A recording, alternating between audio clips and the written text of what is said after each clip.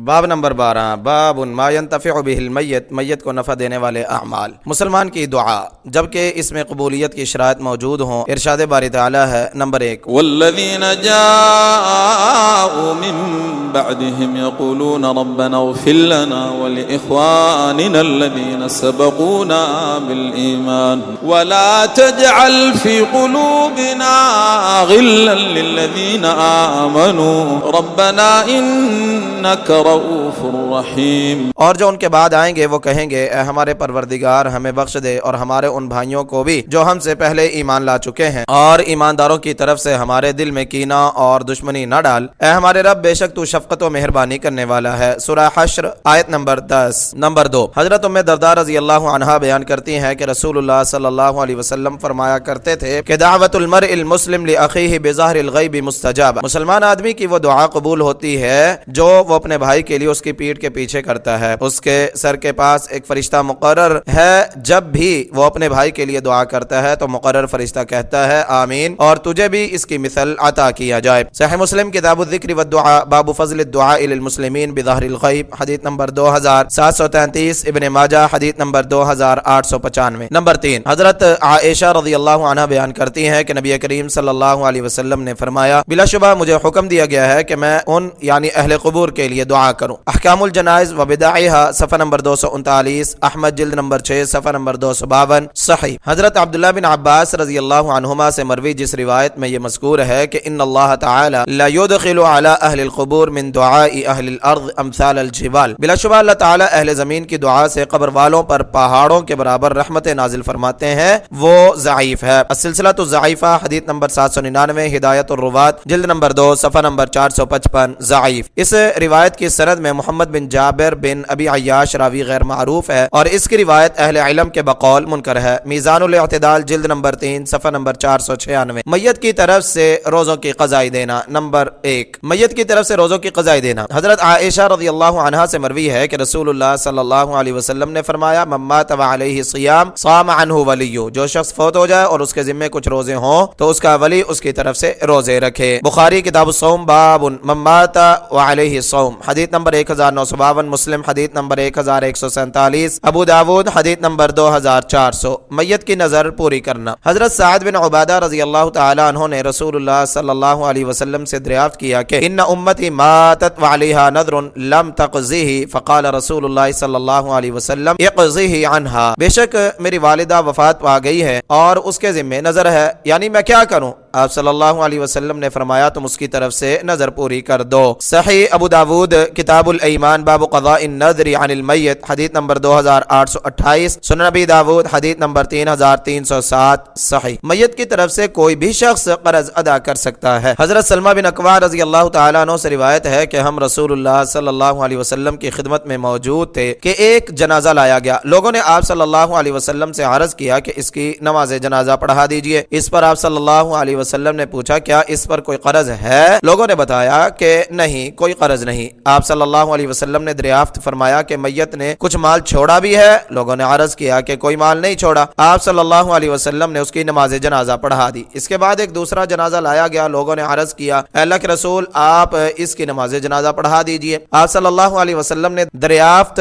فرمایا کہ میت پر کسی کا قرض بھی ہے؟ عرض کیا گیا کہ ہے۔ پھر آپ صلی اللہ علیہ وسلم نے دریافت فرمایا کہ اس نے کچھ مال بھی چھوڑا ہے؟ لوگوں نے کہا کہ 3 دینار چھوڑے ہیں۔ آپ صلی اللہ علیہ وسلم نے اس کی بھی نماز جنازہ پڑھا دی۔ پھر تیسرا جنازہ لایا گیا، لوگوں نے آپ کی خدمت میں عرض کی کہ آپ اس کی نماز جنازہ پڑھا دیجئے۔ آپ صلی اللہ علیہ وسلم نے اس کے متعلق بھی وہی دریافت فرمایا کہ کیا اس نے کوئی مال ترکے میں چھوڑا ہے؟ لوگوں نے کہا کہ نہیں۔ آپ صلی اللہ علیہ وسلم نے فرمایا فہل علیہ دین؟ قالوا 3 دنانیر۔ قال صلوا علی صاحبکم۔ قال ابو قتادہ صلی علیہ یا رسول اللہ وعلی دینوہ فصلی علیہ، اس پر کسی کا قرض بھی ہے؟ لوگوں نے کہا کہ ہاں 3 دینار قرض ہے۔ اس پر آپ صلی اللہ علیہ وسلم نے فرمایا کہ پھر تم اپنے ساتھی کی خود ہی نماز جنازہ پڑھ لو۔ ابو قتادہ رضی اللہ تعالی عنہ نے کہا کہ اللہ کے رسول آپ اس کی نماز جنازہ پڑھا دیجئے، اس کا قرض میں ادا کر دوں گا۔ پھر آپ صلی اللہ علیہ وسلم نے اس کی نماز جنازہ پڑھا دی۔ بخاری کتاب الحوالات باب اذا حال دین المیت علی رجل جاز، حدیث نمبر 2289۔ احمد جلد نمبر 4 صفحہ نمبر 47۔ صالح اولاد جو بھی نیک اعمال سر انجام دے۔ ارشاد باری تعالی ہے کہ وَأَن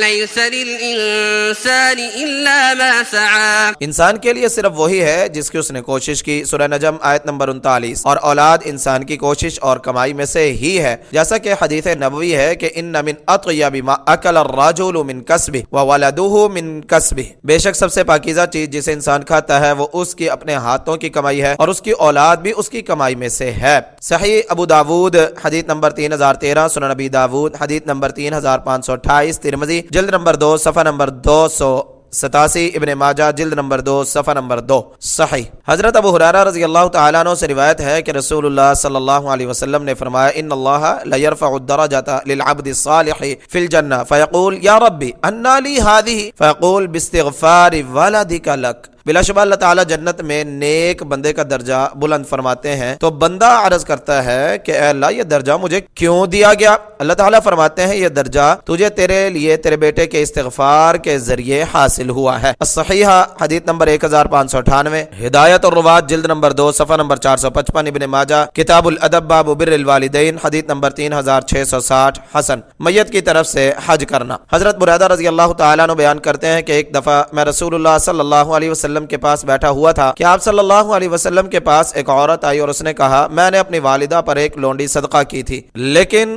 وہ یعنی میری والدہ فوت ہو گئی۔ راوی نے کہا کہ آپ صلی اللہ علیہ وسلم نے فرمایا کہ تجھے اجر ضرور ملے گا اور اس نے وہ لونڈی تجھ پر میراث کی صورت میں لوٹا دی ہے۔ پھر اس نے کہا اللہ کے رسول میری والدہ کے ذمے 1 ماہ کے روزے تھے، کیا میں اس کی طرف سے روزے رکھوں؟ آپ صلی اللہ علیہ وسلم نے فرمایا کہ تو اس کی طرف سے روزے رکھ لے۔ پھر اس نے کہا انہا لم تحج قط افا احج عنہا قال حجی عنہا، اس نے کبھی حج نہیں کیا، کیا میں اس کی طرف سے حج کر لوں؟ آپ صلی اللہ علیہ وسلم نے فرمایا تو اس کی طرف سے حج کر لے۔ مسلم کتاب الصیام باب قضاء الصیام عن المیت حدیث نمبر 1149، ابو داود حدیث نمبر 2877، ترمذی حدیث نمبر 667، ابن ماجہ حدیث نمبر 1759۔ میت کی طرف سے صدقہ نکالنا۔ نمبر 1، حضرت عائشہ رضی اللہ عنہا سے روایت ہے کہ ان رجلا قال للنبی صلی اللہ علیہ وسلم ان امی اقتلت نفسها واظنها لو تکلمت تصدقت فهل لها اجر ان تصدقت عنہا قال نعم۔ ایک آدمی نے نبی کریم صلی اللہ علیہ وسلم سے دریافت کیا کہ میری والدہ اچانک فوت ہو گئی ہے اور میرا خیال ہے کہ اگر اسے بات کرنے کا موقع ملتا تو وہ ضرور صدقہ و خیرات کرتی، اگر میں اس کی طرف سے صدقہ کروں تو کیا اسے اجر ملے گا؟ آپ صلی اللہ علیہ وسلم نے فرمایا ہاں۔ بخاری کتاب الجنائز باب موت الفجاۃ البغتہ حدیث نمبر 1388، مسلم حدیث نمبر 1004، ابن ماجہ حدیث نمبر 2717۔ نمبر 2، حضرت سعد بن عبادہ رضی اللہ تعالیٰ عنہ سے روایت ہے کہ میں نے عرض کیا اللہ کے رسول ان امی ماتت افاتصدق عنہا قال نعم قلت فای صدقۃ افضل قال سقی الماء، میری والدہ فوت ہو گئی ہے کیا میں اس کی طرف سے صدقہ کروں؟ آپ صلی اللہ علیہ وسلم نے فرمایا ہاں۔ میں نے عرض کیا کہ کون سا صدقہ افضل ہے؟ آپ صلی اللہ علیہ وسلم نے فرمایا پانی پلانا۔ صحیح نسائی کتاب الوصایا باب فضل الصدقۃ عن المیت حدیث نمبر 3425، سنن نسائی حدیث نمبر 3694، حسن۔ شوکانی رحمہ اللہ فرماتے ہیں احادیث اس بات کا تقاضا کرتی ہیں کہ اولاد اگر والدین کی طرف سے صدقہ نکالے تو اس کا ثواب والدین کو پہنچتا ہے، کیونکہ اولاد والدین کی محنت و کوشش کا ہی نتیجہ ہے۔ لیکن اگر اولاد کے علاوہ دوسرا کوئی صدقہ کرے گا تو عموم قرآن کے ظاہر سے یہی ثابت ہوتا ہے کہ اس کا ثواب میت کو نہیں پہنچتا، لہٰذا اسی پر توقف کیا جائے گا۔ نیل الاوتار جلد نمبر 4 صفحہ نمبر 79۔ شیخ البانی رحمہ اللہ فرماتے ہیں یہی وہ حق ہے جس کا علمی قواعد تقاضا کرتے ہیں کہ اولاد کی طرف سے صدقے کا ثواب والدین کو پہنچتا ہے، لیکن اولاد کے علاوہ کسی اور کے صدقے کا ثواب میت کو نہیں پہنچتا۔ احکام الجنائز و بدائعها صفحہ نمبر 219، صدقہ جاریہ اور اچھے اثرات۔ نمبر 1، ارشاد باری تعالی ہے وَنَكْتُبُ مَا قَدَّمُوا وَآثَارَهُمْ، ہم لکھتے جاتے ہیں وہ اعمال بھی جن کو لوگ آگے بھیجتے ہیں اور ان کے وہ اعمال بھی جن کو پیچھے چھوڑ جاتے ہیں، یعنی ایسے عمل اور نمونے دنیا میں پیچھے چھوڑ جاتے ہیں کہ ان کے مرنے کے بعد لوگ ان کی اقتداء میں وہ اعمال بجا لاتے رہتے ہیں۔ سورہ یاسین آیت نمبر 12۔ نمبر 2، حضرت ابو ہریرہ رضی اللہ تعالیٰ عنہ سے مروی ہے کہ رسول اللہ صلی اللہ علیہ وسلم نے فرمایا اذا مات الانسان انقطع عنه عمله الا من ثلاثة الا من صدقة جاریہ او علم ينتفع به او ولد صالح يدعو له۔ جب انسان فوت ہو جاتا ہے تو 3 اعمال کے سوا اس کے تمام اعمال منقطع ہو جاتے ہیں۔ نمبر 1 صدقہ جاریہ، نمبر 2 ایسا علم جس سے لوگ فائدہ اٹھاتے ہوں، نمبر 3 نیک و صالح اولاد جو اس کے لیے دعا کرتی رہے۔ صحیح مسلم کتاب الوصیہ باب ما يلحق الانسان من الثواب بعد المیت، حدیث نمبر 1631۔ سنن نبی داود حدیث نمبر 2880۔ مسجد یا مسافر خانے کی تعمیر جو وہ اپنی زندگی میں کر گیا ہو۔ حضرت ابو ہریرہ رضی اللہ تعالیٰ عنہ سے روایت ہے کہ رسول اللہ صلی اللہ علیہ وسلم نے فرمایا ان مما يلحق المؤمن من عمله وحسناته بعد موته علما علمه ونشره۔ مومن آدمی کو وفات کے بعد جن اعمال و حسنات کا ثواب ملتا رہتا ہے ان میں وہ علم ہے جسے اس نے لوگوں کو سکھایا اور اس کی نشر و اشاعت کی، نیک اولاد جسے وہ اپنے پیچھے چھوڑ گیا، قرآن جسے دوسروں کو سکھا کر اس کا وارث بنا گیا، وہ مسجد یا مسافر خانہ جسے وہ تعمیر کرا گیا، ایسی نہر جسے وہ جاری کرا گیا، اور وہ صدقے جسے وہ اپنی زندگی میں صحت و تندرستی کی حالت میں نکالتا رہا۔ ان تمام اعمال کا ثواب اسے مرنے کے بعد بھی ملتا رہتا ہے۔ صحیح ابن ماجہ مقدمہ باب ثواب معلم الناس الخیر، حدیث نمبر 198۔ سنن ابن ماجہ حدیث نمبر 242 حسن۔ کفار و مشرکین کو وفات کے بعد کسی چیز کا بھی فائدہ نہیں پہنچتا۔ عمر بن شعیب عن ابی عن جدہ روایت کرتے ہیں کہ عاص بن وائل نے جاہلیت میں نظر مانی تھی کہ وہ 100 اونٹ نحر کرے گا۔ ہشام بن عاص نے اپنے حصے کے 50 اونٹ نحر کر دیے، لیکن حضرت عمر بن عاص رضی اللہ عنہ نے رسول اللہ صلی اللہ علیہ وسلم سے اس کے متعلق دریافت کیا تو آپ صلی اللہ علیہ وسلم نے فرمایا اما ابوک فلو اقر بالتوحید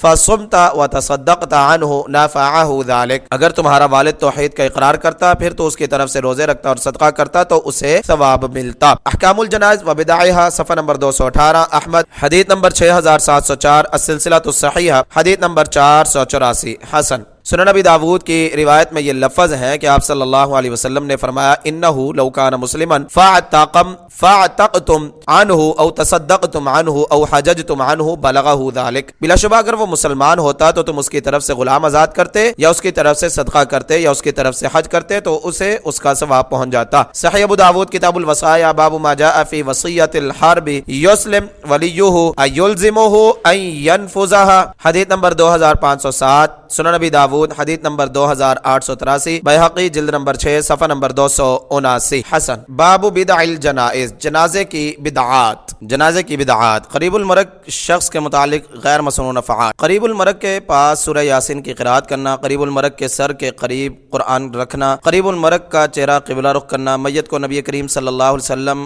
اور ائمہ اہل بیت کا اقرار کرنے کی تلقین کرنا، وفات کے بعد غیر مسنون افعال، یہ عقیدہ رکھنا کہ میت کی روح اس جگہ کے گرد گھومتی ہے جس میں وہ فوت ہوا، یہ اعتقاد کہ جو جمعہ کے دن میں یا جمعہ کی رات میں فوت ہوا اسے صرف ایک گھڑی عذاب ہوگا پھر قیامت تک عذاب نہیں ہوگا، میت کے پاس وفات کی رات سے صبح تک شمع روشن کیے رکھنا، غسل تک میت کے قریب قرآن کی قرات کرتے رہنا، جس کمرے میں وہ فوت ہوا ہے اس میں سبز ٹہنی لگا دینا، مرنے والے کے قریب سورہ فاتحہ یا سورہ بقرہ کی تلاوت کرنا، تدفین تک اہل میت کا کھانا چھوڑے رکھنا، میت کی پشت حلق اور ناک میں روئی داخل کر دینا، میت پر غم و اندوہ کا اظہار کرتے ہوئے بعض حضرات کا اپنی داڑیاں بڑھا لینا، اگر فوت ہونے والی بیوی ہو تو شوہر کے لیے اسے غیر محرم قرار دینا، میت پر نعت خوانی کا اہتمام کرنا، میت پر سارا سال سوگ منانا، غم کی وجہ سے گوشت کھانا چھوڑ دینا، میت کی روح نکلتے وقت جو حاضر تھا اس کا 7 ایام گزرنے تک کام چھوڑے رکھنا، صبح شام کے کھانے کے وقت رونے کا التزام کرنا، غسل کے متعلق غیر مسنون افعال، غسل کے دوران ہر عضو کو دھوتے ہوئے غسل دینے والے کا کوئی مخصوص ذکر کرنا،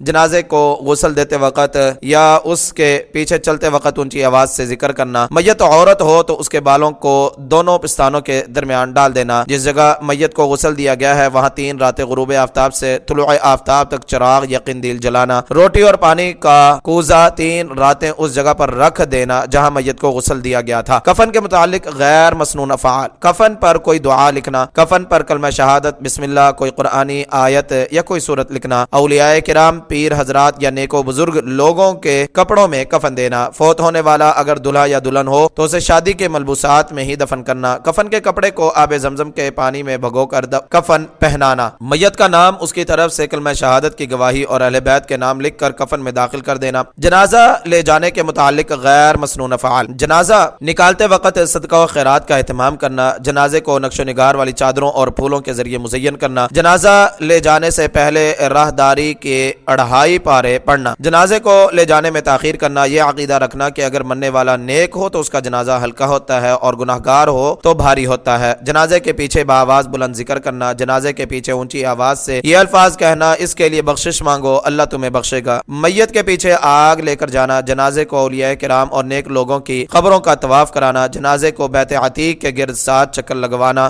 جنازے کو گاڑی پر لے جانا اور اس کے پیچھے بھی گاڑیوں پر جانا۔ نماز جنازہ کے متعلق غیر مسنون افعال، امام کا مرد کے درمیان میں اور عورت کے سینے کے برابر کھڑے ہونا، دعائے استفتاح یعنی سبحانک اللہم یا اللہم باعث کی قرات کرنا، سورہ فاتحہ اور اس کے بعد کوئی سورت پڑھنے سے بے رغبتی کرنا، نماز جنازہ کے بعد کسی کا یہ کہنا کہ تم لوگ اس کے متعلق کیا گواہی دیتے ہو، پھر جواب میں لوگوں کا یہ کہنا کہ یہ نیک لوگوں میں سے تھا۔ نماز جنازہ کے بعد سب کا اجتماعی دعا مانگنا۔ تدفین کے متعلق غیر مسنون افعال، تدفین سے قبل جنازے کے قبرستان پہنچتے ہی بھینس ذبح کرنا اور حاضرین میں گوشت تقسیم کرنا، جس جانور کو ذبح کیا گیا ہے اس کا خون جنازہ نکلتے وقت گھر سے میت کی قبر تک ڈال دینا۔ تدفین سے قبل میت کی 4 پائی کے گرد ذکر کرنا، میت کو قبر میں داخل کرتے وقت آذان دینا، قبر کے سر کی جانب سے میت کو قبر میں اتارنا، قبر میں میت کے سر کے نیچے تکیہ وغیرہ بنا دینا، قبر میں میت پر عرق گلاب چھڑکنا، مٹی ڈالتے وقت پہلی مٹھی کے ساتھ بسم اللہ، دوسری کے ساتھ الملک للہ، تیسری کے ساتھ القدرۃ للہ، چوتھی کے ساتھ العزت للہ، پانچویں کے ساتھ العفو والغفران للہ، چھٹی کے ساتھ الرحمت للہ اور ساتویں کے ساتھ یہ 2 آیتیں تلاوت کرنا، کل من علیہا فان منہا خلقناکم،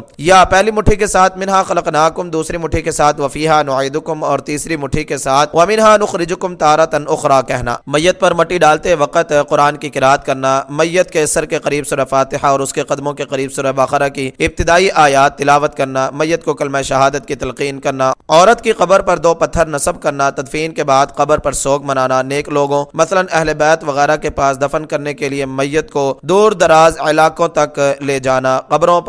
قبر پر لوگوں کے درمیان کھانا تقسیم کرنا، زندگی میں ہی اپنی قبر خود کھود لینا، قبر کو خوب مزین کرنا اور اس پر پھول ڈالنا، قبر پر میت کا نام یا تاریخ وفات لکھنا، میت کو مسجد میں دفن کرنا۔ تعزیت کے متعلق غیر مسنون افعال، تعزیت کے لیے کسی ایک جگہ پر اکٹھے ہونا، قبروں کے قریب تعزیت کرنا، تعزیت کے لیے 3 ایام کی حد بندی کرنا، میت کے گھر والوں کا تعزیت کی غرض سے آنے والوں کے لیے کھانا تیار کرنا، تعزیت کے لیے ہاتھ اٹھا کر فاتحہ پڑھنا، ہر تعزیت کے لیے آنے والے کا لوگوں کو ہاتھ اٹھا کر دعا کرنے کی اپیل کرنا، وفات کے بعد پہلی عید کے موقع پر دوبارہ تعزیت کرنا، میت کے لیے ایسے کھانوں کا صدقہ کرنا جسے وہ پسند کرتا تھا۔ زیارت قبور کے متعلق غیر مسنون افعال، ہر جمعہ کو والدین کی قبروں کی زیارت کرنا، یوم عاشوراء یعنی 10 محرم الحرام کو قبروں کی زیارت کی پابندی کرنا، 15 شعبان کی رات یعنی شب برات کو قبروں کی زیارت کرنا اور قبروں پر آگ روشن کرنا، عیدین کے دونوں دنوں میں اور ماہ رجب، ماہ شعبان اور ماہ رمضان میں زیارت کا اہتمام کرنا، سوموار اور جمعرات کو زیارت کے لیے مقرر کرنا، قبر کی زیارت کے لیے تیمم کرنا، قبر کے سامنے نمازی کی طرح ہاتھ باندھ کر کھڑے ہونا اور پھر بیٹھنا، 2 رکعت نفل ادا کرنا اور ہر رکعت میں 1 مرتبہ سورہ فاتحہ اور آیت الکرسی اور 3 مرتبہ سورہ اخلاص کی تلاوت کرنا اور اس کا